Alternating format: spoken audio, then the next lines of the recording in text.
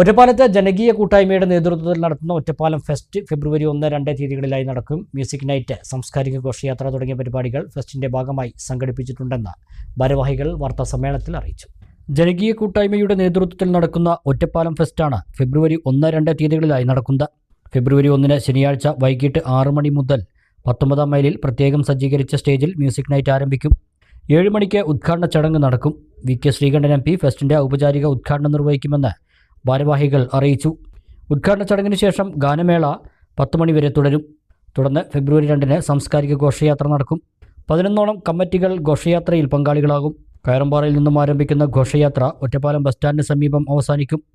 Ottapalam fest എന്ന് പറഞ്ഞാൽ നമ്മുടെ നല്ലവനാടിലെ സാംസ്കാരിക കേന്ദ്രമായിട്ടുള്ള ഒറ്റപ്പാലത്തിൻ്റെ മുഴുവൻ മാനവരാശിയും കൂടി ഒരു അഭിമാന പരിപാടിയായിട്ടാണ് വളർന്നുകൊണ്ടിരിക്കുന്നത്.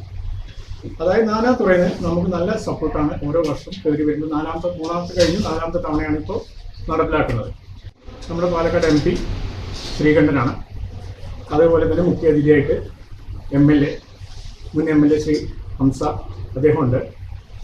പിന്നെ ഗസ്റ്റായിട്ട് അനിൽ രാധാകൃഷ്ണൻ്റെ സാന്നിധ്യം ഉണ്ടായിട്ടുണ്ട്. പിന്നെ മാത്രമല്ല നമ്മൾ എല്ലാ രാഷ്ട്രീയ പാർട്ടികളുടെയും പ്രതിനിധികൾ ഇപ്രാവശ്യം ഫെസ്റ്റിൻ്റെ പ്രോഗ്രാമിൽ പങ്കെടുക്കുന്നുണ്ട്. 2 ദിവസമാണ് നമ്മുടെ ഫെസ്റ്റ് നടപ്പിലാക്കുന്നത്. അതായത് ഫെബ്രുവരി 1-2 തീയതികൾ. ഫെബ്രുവരി 1 മ്യൂസിക് നൈറ്റാണ് നമ്മൾ ഓർഗനൈസ് ചെയ്തിരിക്കുന്നത്. അത് കൃത്യം 6 മണിക്ക് തുടങ്ങുന്നതായിരിക്കും. 19 മൈൽസിലുള്ള താമരക്കുളത്തിൻ്റെ അടുത്തുള്ള പ്ലോട്ടിലാണ്. കഴിഞ്ഞ വർഷം നടന്ന സെയിം പ്ലോട്ടിൽ വെച്ചാണ് മ്യൂസിക് നൈറ്റ് സംഘടിപ്പിക്കുന്നത്. അത് നമ്മുടെ ഉദ്ഘാടന പരിപാടികൾ കൃത്യം 7 മണിക്ക് തുടങ്ങി 8 മണി വരെ ഉദ്ഘാടന പരിപാടികളും മ്യൂസിക് നൈറ്റിൻ്റെ ഇടയിൽ നടത്താറുണ്ട്. ഒറ്റപ്പാലത്ത് വിളിച്ചു ചേർത്ത വാർത്താ സമ്മേളനത്തിൽ chairman K. Ayyub, general convener K. Vinodan, treasurer PT Shameer, vice ചെയർമാൻമാരായ VT സുരേഷ് ബാബു, അമീർ രാജ് തുടങ്ങിയവരും പങ്കെടുത്തു.